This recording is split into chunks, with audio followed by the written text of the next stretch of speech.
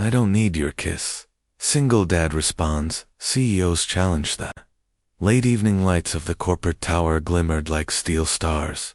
In the underground garage, Maya Rios, one of the most feared and respected CEOs in the city, sat inside, her glossy imported car, fuming. The vehicle, a brand new luxury coupe, had stalled again. She slammed the steering wheel in frustration. Figures. Everyone bows at my boardroom table, but this overpriced machine won't move an inch. She opened her phone and called her assistant. No answer. Her driver was off duty. Security was nowhere nearby. Then, across the garage, she noticed a man, crouched beside an old, battered pickup truck, working with tools by dim light. His shirt was worn, his jeans oil-stained. A little girl sat in the passenger seat of the truck, head tilted against the window, clutching a stuffed bunny. Maya marched over, heels clicking. You mechanic, fix this for me. The man looked up slowly. His hands were strong, calloused. His eyes were calm but sharp. I'm not a mechanic, he said. I'm just a dad, trying to get my truck running so I can take my daughter home. Maya smirked, folding her arms. Then I'll make you a deal. If you fix my car. She leaned closer, lips curved with arrogance. I'll kiss you. The garage echoed with silence. The man's daughter stirred in the truck, rubbing her eyes. The father stood to his full height, wiping his hands on a rag. His voice was steady, unwavering. I don't need your kiss, he said flatly. But if I help you, it'll be because you asked, like a decent human being.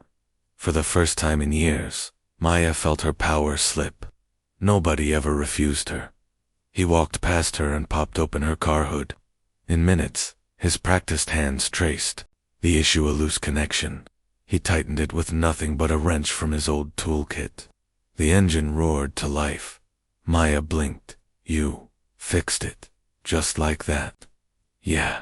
He shut the hood and turned away. Simple things don't need drama. She was stunned. Men usually groveled at her feet, but this single dad had treated her like any other person. What's your name? She asked, almost softer this time. Ethan, he said, guiding his sleepy daughter closer. And this is Lily. Maya hesitated, then spoke in a voice no boardroom had ever heard. Ethan, thank you. He nodded once. You're welcome. As he started toward his truck, Lily tugged at his sleeve and whispered loud enough for Maya to hear. Daddy, she's pretty. Why didn't you want her kiss? Ethan smiled faintly, kneeling to his daughter. Because not everything worth doing needs a reward, sweetheart. Maya's chest tightened, watching them drive off in their battered pickup. For the first time, the woman who had everything realized she might have nothing at all compared to what that man carried: dignity, love, and a little girl who believed in him completely. And she couldn't stop thinking about the one man who didn't need her kiss. The following week, Maya Rios still couldn't get that night out of her mind. She had built her empire on power moves and ruthless confidence. But one sentence from a grease-stained stranger kept echoing in her ears. I don't need your kiss. It stung, not because of rejection, but because it stripped away her usual weapons flotation, intimidation, dominance. Chance encounter at the office on Tuesday morning. Her assistant buzzed nervously. Who? Miss Hughes? The contractor for the building's electrical issue is here. Should I send him in? Yes, do it quickly, Maya snapped, sipping her espresso. The door opened, and there he was. Ethan, same steady eyes, same work, hands this time carrying a toolbox instead of wiping grease. His daughter Lily wasn't with him. Maya's jaw tightened. You, Ethan gave a nod. Yeah, got a call about your building's faulty wiring. Just here to do the job. Her pride flared. Funny, I thought you were just a dad fixing his truck. He didn't rise to the bait. He simply crouched by the outlet and began his work, silent, focused. Maya watched him from her desk, feeling oddly unsettled. Every man she'd met tried to impress her with charm, money, or desperation. Ethan only cared about the task in front of him, an unexpected gesture as he packed up his tools. Maya finally broke the silence. You didn't send me a bill for fixing my car last week. I wasn't looking for one, he replied. She frowned. Then what do you want? Everyone wants something from me. Ethan looked her straight in the eyes. I want to get home on time to cook dinner for my daughter. That's it. Maya didn't know how to respond. For once, she couldn't buy her way into someone's approval.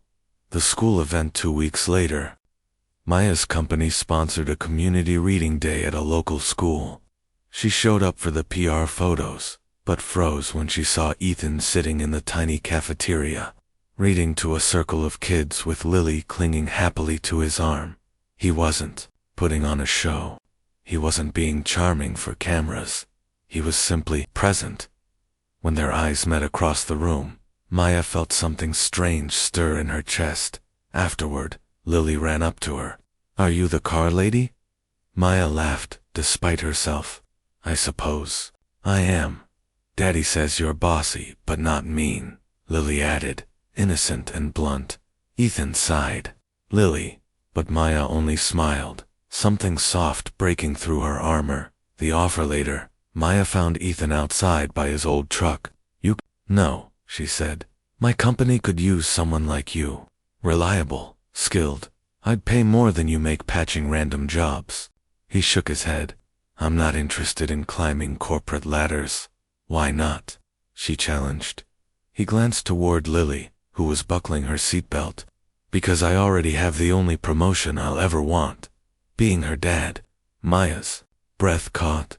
This man, he wasn't playing her game. The real challenge that evening.